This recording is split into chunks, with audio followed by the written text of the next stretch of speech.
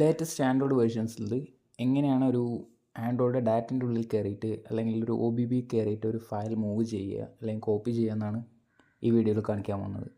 അതിന് രണ്ട് മെത്തേഡ് കാണിച്ചു തരാം. ഫസ്റ്റ് മെത്തേഡ് എന്ന് പറയുന്നത് ഫയൽ മാനേജർ ഡൗൺലോഡ് ചെയ്യുന്നത്. ഷോമിൻ്റെ file manager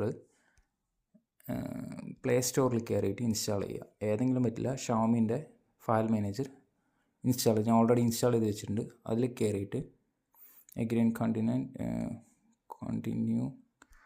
file manager access എല്ലാം കൊടുത്ത് കയറുക. അതിൽ കയറി കഴിഞ്ഞാൽ ആൻഡ്രോയിഡിൽ നമ്മൾക്കിപ്പോൾ OBB എടുക്കേണ്ടത് പറഞ്ഞു കഴിഞ്ഞാൽ OBB കൊടുത്തു കഴിഞ്ഞാൽ ഇങ്ങനെ വരും. വ്യൂ ഇൻ ഫയൽസ് എന്ന് കൊടുത്തു കഴിഞ്ഞാൽ ഇതിൻ്റെ നമ്മുടെ ഇൻബിൽഡ് ആയിട്ടുള്ള ഫയൽ മാനേജറിൻ്റെ ഉള്ളിലേക്ക് കയറുക. അതിൻ്റെ ഉള്ളിൽ കയറി കഴിഞ്ഞാൽ നമുക്ക് ഡാറ്റയും കാര്യങ്ങളെല്ലാം കാണാൻ കഴിയും.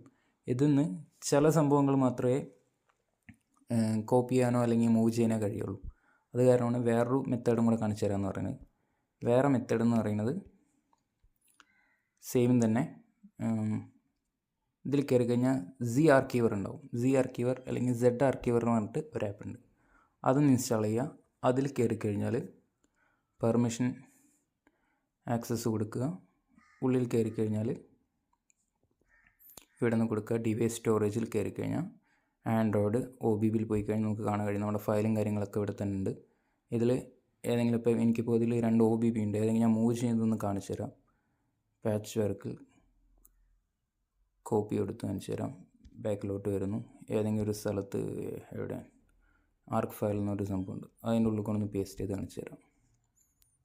439 MB എത്ര ഉടനൊക്കെ ആയിന്ന് കണ്ടില്ലേ. നല്ല ഫാസ്റ്റുള്ള ആപ്പാണ്. ഇതാണ് അപ്പോൾ രണ്ടാമത്തെ മെത്തേഡ്. സോ ഇത് ഹെൽപ്ഫുള്ളായിരിക്കും എന്ന് വിചാരിക്കുന്നു. ഇതൊരു പുതിയ യൂട്യൂബ് ചാനലാണ്. അപ്പോൾ നിങ്ങൾക്ക് സബ്സ്ക്രൈബ് ചെയ്യാൻ പറ്റുകയാണെങ്കിൽ സബ്സ്ക്രൈബ് ചെയ്ത് സഹായിക്കുക. Okay, thank you.